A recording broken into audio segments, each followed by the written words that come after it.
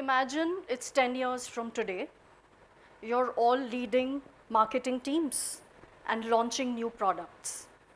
The price is just right, the distribution is solid, but the sales, they just aren't moving. Why? Because meaning wasn't shaped. For today's talk, I have compressed everything about meaning making and meaning shaping that I wish I knew when I was starting my marketing career 27 years ago. I hope this gives you a head start and you never have to launch a product that becomes a blind spot. But first, let's start with an exercise. I show you 6 bottles of water.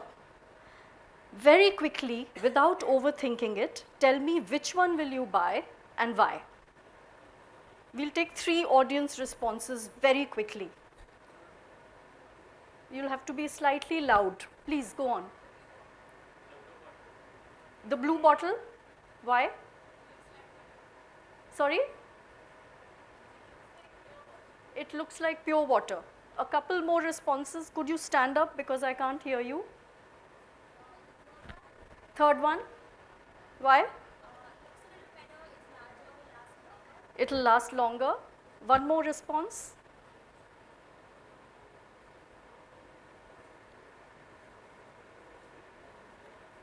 One last response.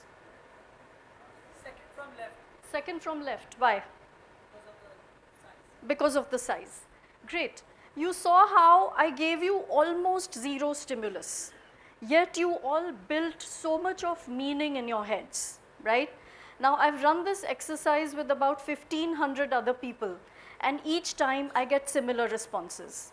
Blue because it stands out, one bottle because of its shape, because it'll fit into my bag, a bottle because it'll last long, another bottle because it has a good grip and I can hold it well when I'm drinking from it. Where is all this meaning coming from, right? Now let's see how the meaning changes when we change the stimulus. Now I'm showing you branded bottles. Which one will you buy and why? Quick answers. Yeah, stand up and speak. It gives a nature feeling. Couple more answers. You like the embossment and you'll buy the Evian. What else? Yes. Why? Because it's cheap. Great. You saw how the answers changed the minute we changed the stimulus. I bet some of you even visualized mountains, bubbling brooks, and spring water somewhere. You saw how the meaning became a little bit richer, yet between all the audiences that I've spoken to, the meaning seems the same. One person always picks the cheaper bottle. One person always picks up the Evian because they like the embossing and it stands for a little bit of luxury. Where is this meaning coming from? As it turns out, we are biologically hardwired to convert everything we see, hear, touch, taste, and smell into meaning. And we create it into books of meaning, right? Now, this is not an accident. It's careful evolution over centuries that we have existed. This is how it works. The human brain more or less consists of 2 types of intelligence. Conscious intelligence, which is the tip of the iceberg, and Daniel Kahneman calls this our system 2 brain. This is our brain which sees things as they are. So it will describe a human face as 2 eyes, 1 nose, lips, and so on. The other intelligence works beneath the surface of the water. It's invisible to us. This is what Daniel Kahneman calls as system 1 intelligence. This is the intelligence that makes sense of things around us. So this is the brain that can recognize mother, sister, and brother in a dimly lit auditorium or at a noisy Coldplay concert, right? Now, how does this work? Timothy Wilson, in his book Strangers to Ourselves, tells us that our conscious intelligence consumes only about 40 bits of information per second, whereas our unconscious brain consumes 11 million bits per second. how does it make sense of so much data? It compresses it.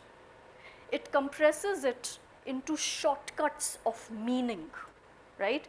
And these shortcuts look like images, emotions, memories, or stories.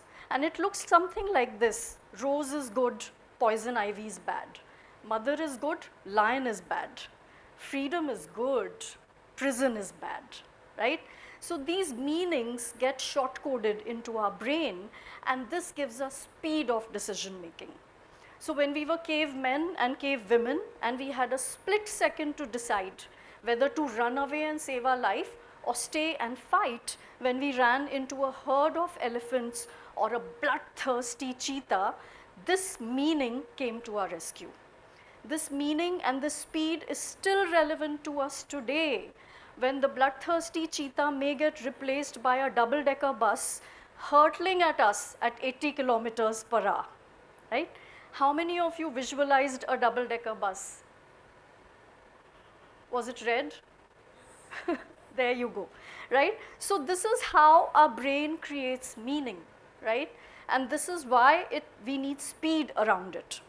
Now this brings us to a conclusion that marketers realize as they go ahead, that consumers are meaning-making addicts. Therefore, when they buy products, they are not buying products, they are buying meaning. We don't buy Iodex, we buy pain-free movement. We don't buy ChatGPT, we buy instant smarts. We don't buy Apple products, we buy a signal that we are creative and discerning consumers. So if consumers are such meaning makers, then good marketers are good meaning shapers. But both meaning making and meaning shaping does not exist in a vacuum. Neither is it static, because our human brain is constantly consuming information, as we saw, and upgrading its hard disk all of the time. So meaning shaping has to keep up. How does this work? Anything that's old and familiar, we already saw, becomes hard-coded as an automatic response in our brain. So think of, let's say, a childhood snack that you love. Even a slight change in the flavor or a slight shift in packaging, you notice it immediately, right? That's trust, right? So old brands with consistent delivery over years and years start enjoying trust. But humans, you know, when anything is too familiar, it becomes boring and monotonous. Now a lion can probably live his life just mating, hunting, eating, and sleeping without feeling the need to go to a yoga retreat and figure out the purpose of his life, but not humans. We crave newness, right? So imagine you're Instagramming last night. You came across a new burger flavor. You paused. Maybe you got a bit curious. Maybe you got even a little bit excited. And you made a mental note to try it next time. That, in marketing parlance, is differentiation. So brands that win carry this tension within themselves. They are able to retain trust while at the same time build freshness through differentiation. Therefore, with this fundamental thought, all marketing strategies boil down to 4 fundamental moves. I'm going to share with you these fundamental moves with one example each. The first one is blend. This is when we take 2 familiar categories and blend them to create a third original one. So Kurkure took the masala flavor of namkeens and the format of Western snacks and created a category by itself called Kurkure Masala. The second is when one category, completely unrelated, borrows codes from a familiar category. So Lush soap borrows grocery codes to sell itself. It stocks bath bombs like tomatoes. It sells soap like cheese in slabs. You can take as much or as little as you want. Brands like Birkin build the idea of scarcity into their business model. Even celebrities are okay to wait up to 3 years to get their Birkin. That's because they've understood that the human brain believes that anything that's scarce is precious, luxurious, worth waiting for. The best example of the fourth strategy is the iPhone, because it broke every conception we had of what a phone should be. But the genius of Steve Jobs was such that by making us use our fingers as stylus, he made this alien and magical piece of technology feel familiar and safe. Now, having understood all this, we come down to a dilemma. If meaning making is a feature, is meaning shaping a bug? Think about it for a minute. Do good marketers make good people buy bad things? Only if we let them. I'm sure you've been in this situation where you bought something very expensive. You took it home and you found yourself thinking, why did I even buy it? Did I get seduced by the story or did I need it, right? If you bought it because of the story, but the product delivers to its promise, you will buy it again. No marketer can ever force you to buy things you don't believe in or things that don't deliver. And in this ocean of meaning that's being created every second by fake news, and content creators, the meaning that a marketer shapes is just a minuscule trickle. But companies that we all respect and love, and companies that last long, don't take their responsibility lightly. They wield their meaning shaping powers with great wisdom. So I, for one, will never be able to look at Amul without thinking of the Amul girl and her irreverent commentary on popular culture. I will never be able to use a detergent powder without understanding that when kids play, they get dirty, but they also learn, which is why dirt is good.